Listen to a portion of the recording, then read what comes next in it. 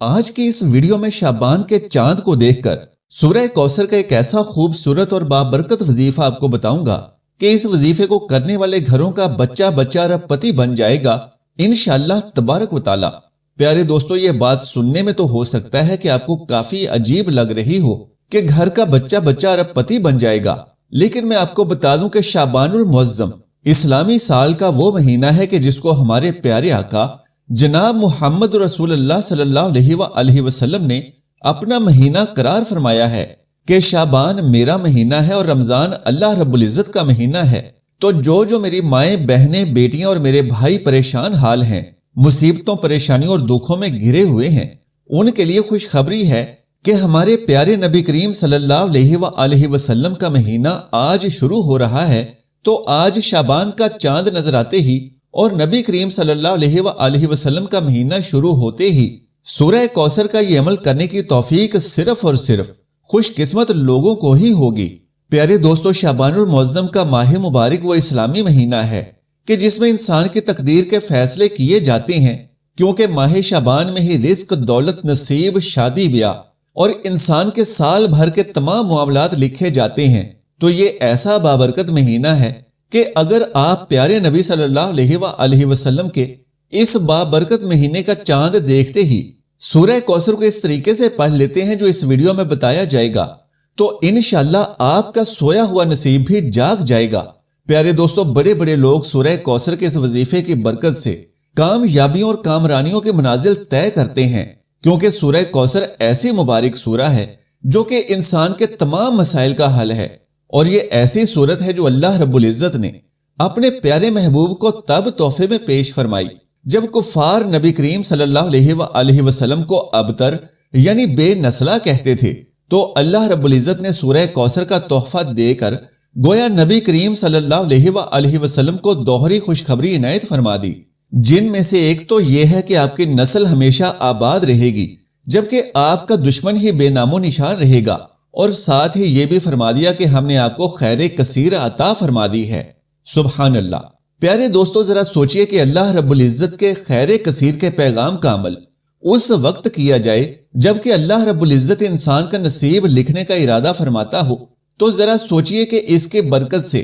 انسان کیا کچھ حاصل نہیں کر سکتا۔ بزرگان دین تو سورہ کوثر کے بارے میں یہاں تک فرماتے ہیں کہ یہی وہ صورت ہے جو تقدیر کے بند تالوں کو کھول دیتی ہے، یہی وہ صورت ہے جو انسان کی تقدیر کے فیصلے کروا دیتی ہے، اور خاص طور سے اس وقت سورہ کوثر کو پڑھنا کہ جب انسان کا نصیب لکھا جا رہا ہو۔ تو پیارے دوستو، اگر آپ بھی اس بابرکت مہینے میں اپنے نصیب میں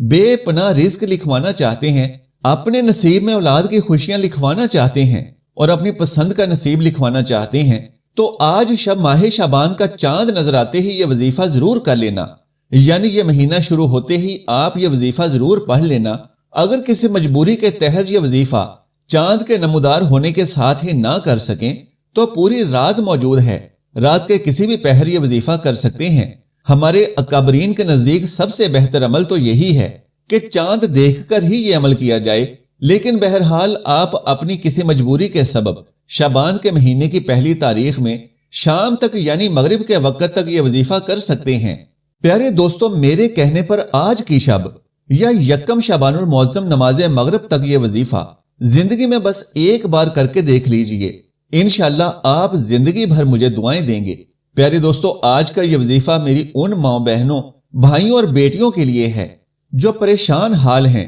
جو مصیبت میں ہیں، جو دکھیاری ہیں، جو پریشان ہیں، جو تنگ دست ہیں، جن کے گھروں میں ایک وقت کا کھانا ہے تو دوسرے وقت کے لیے پریشان ہیں، جن کے گھر میں جوان بیٹیاں ہیں، اچھے رشتے نہیں مل رہے، تو ایسی بیٹیاں خود یہ عمل کر لیں یا ان کے ماں باپ یہ عمل کر لیں، رشتہ خود چل کر ان کے گھر آئے گا اور اچھی جگہ ان کی شادی ہو جائے گی انشاءاللہ۔ جن لوگوں کے کاروبار نظر بد، حسد اور جادو ٹونے کی نظر ہو چکے ہیں، یعنی جن کے چلتے کاروبار تباہ ہو چکے ہیں، تو جان لیجئے میرا رب جس نے اپنے پیارے حبیب صلی اللہ علیہ وآلہ وسلم سے خیر کثیر کا وعدہ فرمایا ہے، وہ بڑا ہی رحمان اور رحیم ہے۔ وہ جب انسان کو دولتیں دینے پر آتا ہے تو اپنی رحمتوں اور برکتوں کی بارشیں نچھاور فرما دیتا ہے۔ تو پیارے دوستو، یہ وظیفہ اس طرح سے کرنا ہے کہ جب بھی شعبان کا چاند نظر آ جائے یا جب آپ کو چاند کی خبر مل جائے یا پھر مغرب کے بعد پوری رات کا وقت آپ کے پاس موجود ہے، بلکہ اس کے ساتھ ہی ساتھ اگلے دن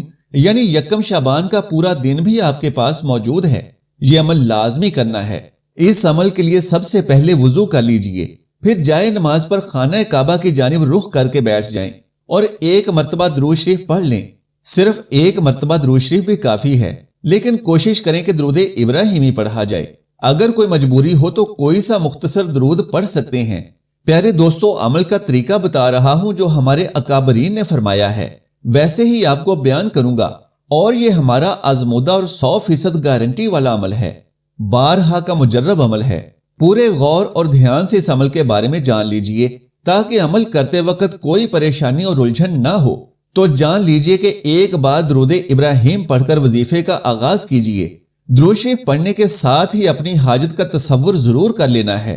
آج قبولیت کی گھڑی ہے، کیونکہ آج اس مہینے کا چاند نظر آتے ہی نصیب لکھا جائے گا، رزق اور دولت کی تقسیم کی جائے گی۔ اور کیا آپ یہ نہیں چاہیں گے کہ وہ رب کائنات جو سمندر کی تہہ میں ایک ویل مچھلی کو ہر روز سینکڑوں من کے حساب سے رزق عطا کرتا ہے، وہ آپ کو بھی اتنا رزق عطا فرما دے کہ پھر کبھی آپ کو کسی کے محتاجی نہ کرنی پڑے، آپ کے ایسے مسائل حل ہو جائیں جن کو لے کر آپ اگلے پورے سال پریشان رہنے والے ہیں، یا پھر آپ کی ایسی دیرینہ خواہش جس نے آپ کو بے قرار کر رکھا ہے، تو اللہ رب العزت کے خزانوں میں بھلا کس چیز کی کمی ہے؟ بس اپنی نیت کیجئے کہ آپ یہ عمل کس حاجت یا کس مقصد کے لیے کر رہے ہیں۔ جو لوگ کرائے کے گھروں میں رہتے ہیں، اپنا ذاتی گھر مانگو گے تو اللہ رب العزت اس وظیفے کی برکت سے آپ کے نصیب میں اپنا ذاتی گھر لکھ دیں گے۔ جو بہن بھائی بے اولاد ہیں، بیٹا مانگ لیں یا بیٹی، اللہ رب العزت اس وظیفے کی برکت سے آپ کے نصیب میں لکھ دے گا،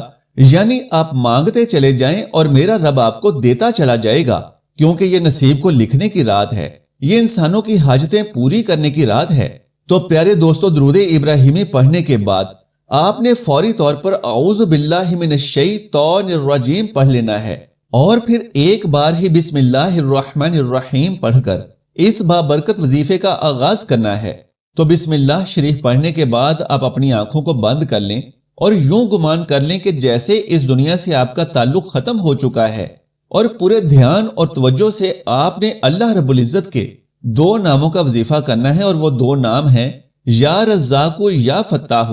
پیارے دوستو، یا رزاق اللہ کا ایسا نام ہے